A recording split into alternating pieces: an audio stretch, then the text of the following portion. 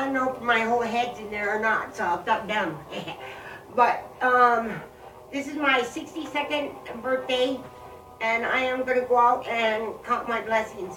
And I'm going to take you guys along and make this video. So anyway, this is me. So this is the last time you're going to see me though. And hopefully you guys saw my head in there. I didn't have no way to help adjust it. Okay, I'm going to block your vision, but I'm going to have you. This is my first blessing. My home here with my husband.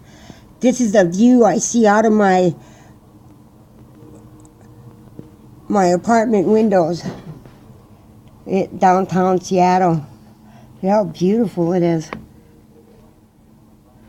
This is my first blessing. Okay, I'm going to pause this while I get outside.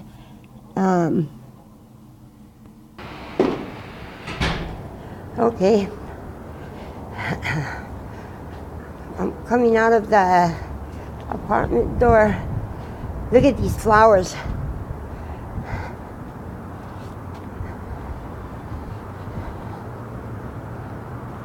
Look at the blossoms. I hope you can see them good. My camera's not that good, but look at these blossoms. Aren't they beautiful? That's another blessing. If you look down over there in the distance, you see Puget Sound. It's another blessing, water blessing. Okay. This is a courtyard that they made for us to sit out here. We live in a pretty good building, knock on wood. Every time I say something good about that, something messes up, but I'm not going to believe that. Okay. Right here, I'm sorry if it's kind of jumpy, but I waddle. But right here is a level 5 trauma center for the region. And it's just right across the street from where I live. And it's back here is a helicopter pad. You hear helicopters going in and out night and day. It's Harborview, but we and Jim don't choose to go there because the doctors are pretty mean, I think, and even Swedish. So we choose Virginia Mason, and that's about 5 blocks down. But where I live is called First Hill, but it's got a nickname, Pill Hill. Look at, oh gosh, I can't even tell if you can see it on my camera.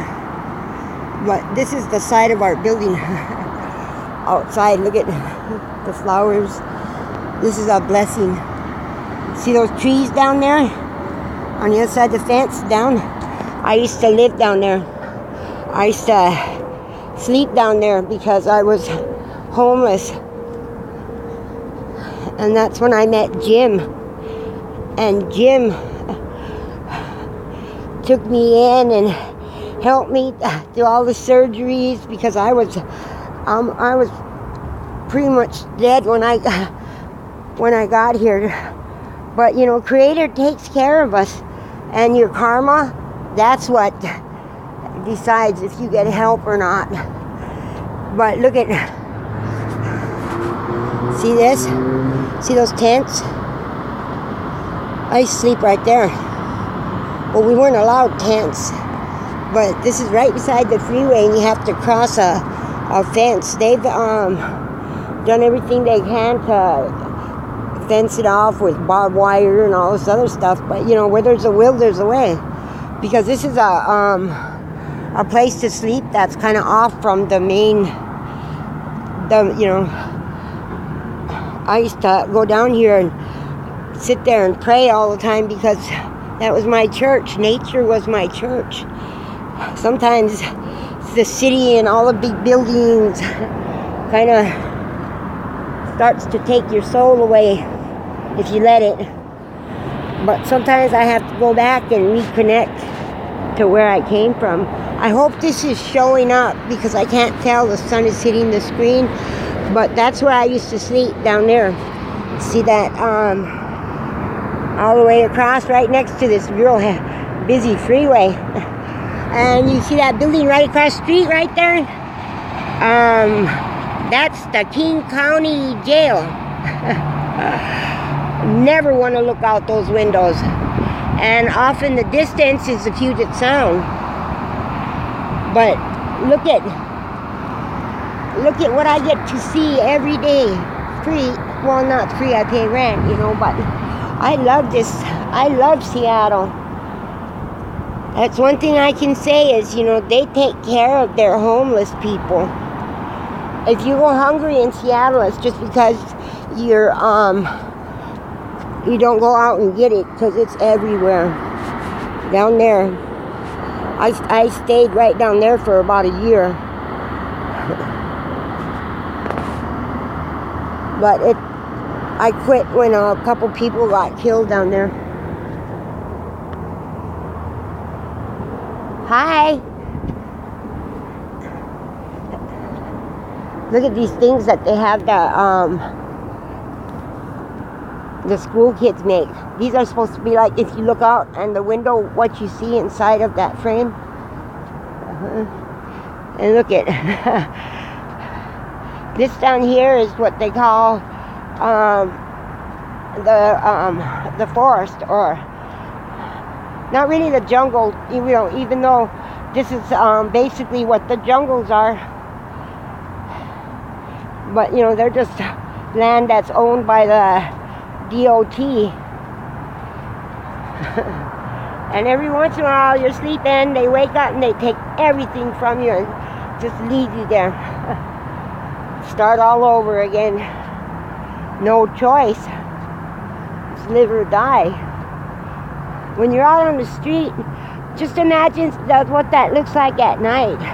It's pretty dark and there's nobody that really cares. You're alone down there. But homeless people are in a community. If you're straight up, you get respect from everybody, and you give respect, you're safe, because everybody takes care of each other. But right down there is SafeLink Field. This is on a little balcony that's connected to the hospital. It's a ledge that you can look over. But that's SafeLink Field, that is home of the Seattle Seahawks. And right next to it, that other darker structure that's just as big is where the Mariners are. God, why can't I think of the name of it all of a sudden? Safeco Field. And the other one is SafeLink. Anyway, that's where the Mariners and the Seattle Seahawks play. And this is kind of looking over Chinatown, the area. If you go straight down, there's a bridge over there, and you go across, seeing there's people that are sleeping down there. Because, I don't know why they think, they tell them, oh, you can't sleep on the street anymore, that everybody's gonna just all of a sudden disappear. What they don't look at is, we have to live. No matter what they say, how poor we are, or whatever, tag that they put on us, a label. Once you get that homeless stamp on your forehead, that's it. You're garbage for the rest of your life. You're not an American citizen anymore. And the meanest ones are the police. Oh, God, the police terrorize homeless people. And at least Seattle, they're trying to care. And I can tell them how to get rid of the homeless problem, how to stop it. It's not build more shelters or make more programs available. That's stupid. Do you know how many people are applying for those programs? And you gotta jump through hoops. That's why a lot of veterans end up out on the street and stuff, because, they can't jump through the hoops fast enough. It doesn't matter that they put their life on the line. You go in and Social Security and welfare and all these things, food stamps. You have to, it's degrading. And then the rest of the country looks at you like, ooh, you use food stamps. And the reason is they're jealous. Now they're trying to take that away. But what it needs to do, this country needs to get out of the fix, repair something after it happens. Never think about prevention. The hardest thing about getting a place and paying for it is if you've got any kind of blank in your rental history, your work history, your credit, and they don't tell you that, no, they're not going to accept you. They tell you, okay, well, here, fill out these applications. Okay? A rental history, credit check, rental history check, all of those, at the time I was doing it was $35 each, non-refundable. So after you put them in, then they tell you, no, you can't be accepted. And if you're just trying to start out, or you're trying to live last month's and deposit, that's triple your rent. And they don't give you chances anymore. So how do you live? You can't get a job anywhere because, of your work history. People need to work. Nobody says, oh, I'm going to be lazier than hell and I'm going to give everything up just so I can go and live off the streets and beg and have to be in danger every second. Nobody does that. Just like they try to make it look like people of color. And I mean of color like black and all of us that are color. See, black is the presence of all color. And white is the absence of color. I learned that in my art classes. That's why they say of color. But we're the majority in this country. We just got trained just like the slaves. And I used to see those, Moses movies and Ten Commandments, and they show thousands and thousands of those slaves, and just in between a row, maybe one here and there, is a guard whipping it. And I watched it with my mom, and I told my mom, I said, Mom, why don't they fight back? Look how many. And she said, because everybody is afraid to be the first one to stand up, because what if nobody else stands up with you? So all my life I've been pretty much the one that stands up first. That's why I'm ostracized from my whole family now, because I chose to speak up for my last uncle that I saw was being abused and neglected. Now the whole family hates me because I didn't choose to call everybody and tell them, oh, this happened, and stuff. So, but you know what? My uncle is being taken care of right now, and that's all that counts. People need to learn how to take care of each other, how to care for each other, to love again. Instead of random acts of kindness, use kindness all through your day. But, I'm guilty too. I'll scrap in a minute anywhere. But that's just the nature of the city.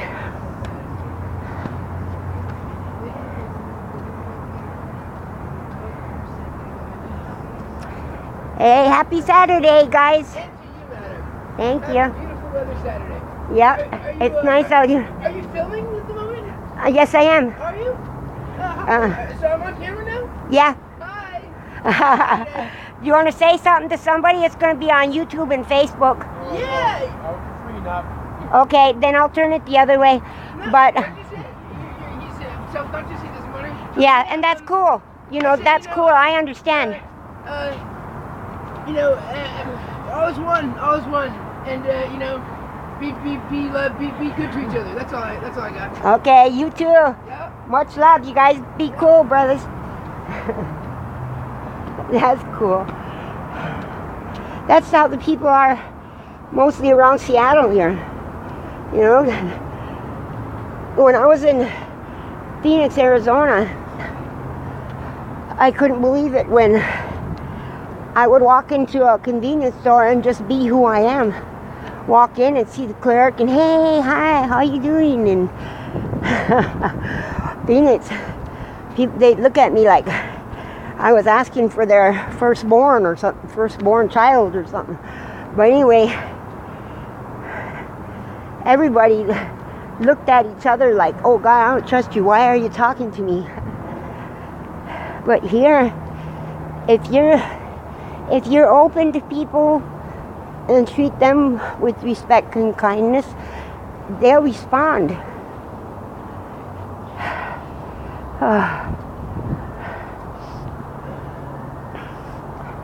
Hey, how you doing? Hello.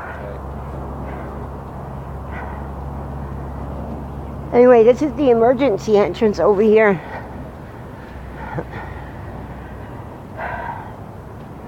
I mean, I know many people that died in this hospital, but it's the best hospital in the region. So something happens where it's life-threatening. This is where you want to be. Okay, this pill is called, everybody calls it Pill Hill, because right here is Harborview, and as you go across the street, there's all these Harborview offices and everything, and if you cross another street over, then you're in Swedish Providence territory. Every medical facility is up here on Pill Hill. But you know, where we choose to go is a 5-block walk, but it's worth it.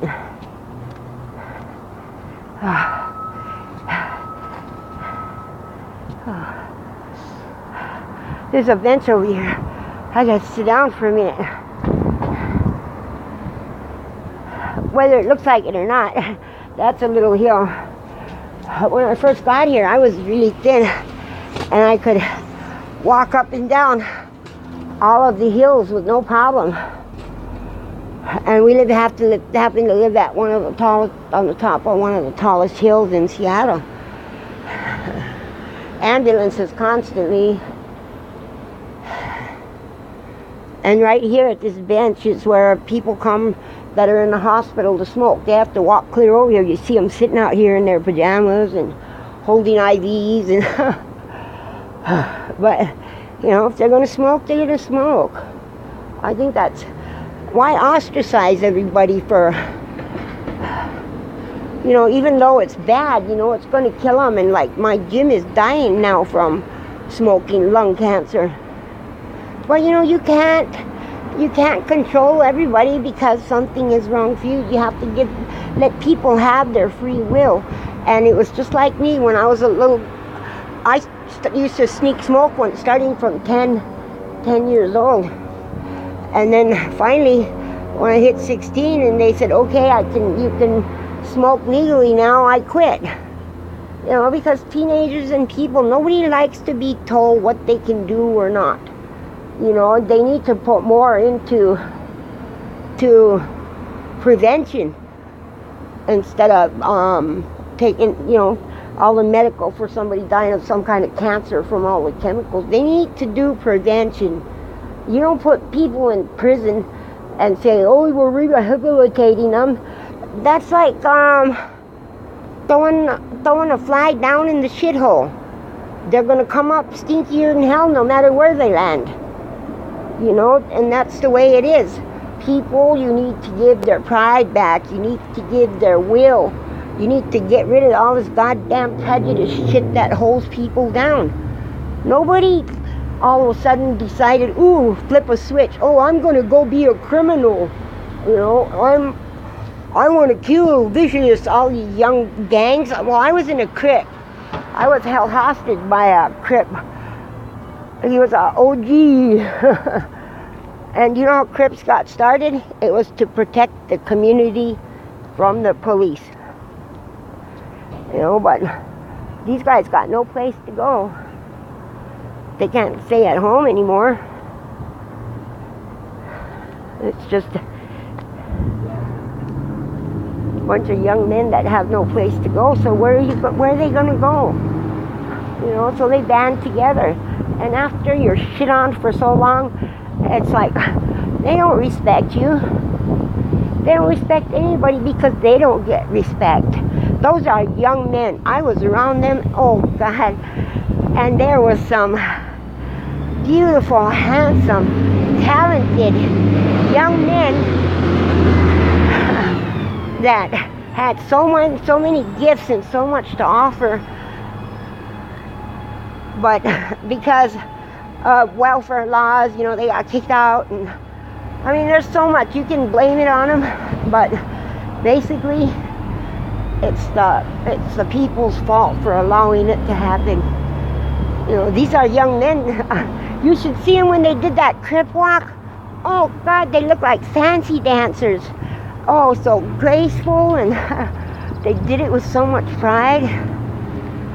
And they had made up their own language. I used to hear them talk, and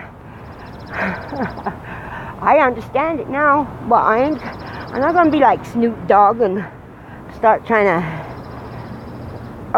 give out their language. It was in his to give. You know, so, but anyway, I have been in a lot of places and I know why a lot of things happen, but it's 62 years. I'm 62 years. And shit I've been through. I'm not special. Look at all these people here. Everywhere around, every person you look at has a story, has their burdens. But is it caused by their choices? You know, and that's what it is that bring you down the most.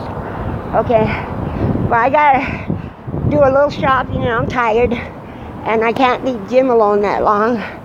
But I just wanted to share with you where I came from and where I am. My blessings. So, Pilamaya, my relatives, on my 67th birthday, 62nd birthday on this earth, I say thank you to all of you for being a part, and I love you. Bye.